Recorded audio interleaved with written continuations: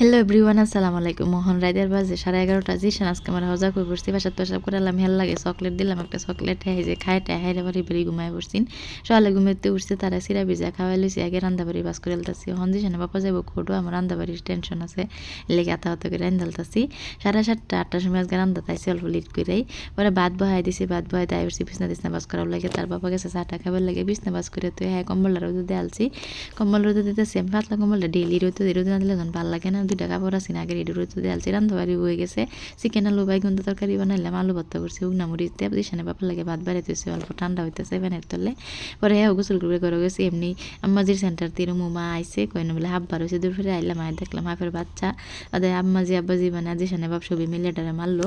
আবার বাচ্চা হইলো তো ছোটো আবু দুবেন থাকবো, মানে ডর করতো না, আর ওইটা থাকলে বড় হইবে লিগে মাইরালছে।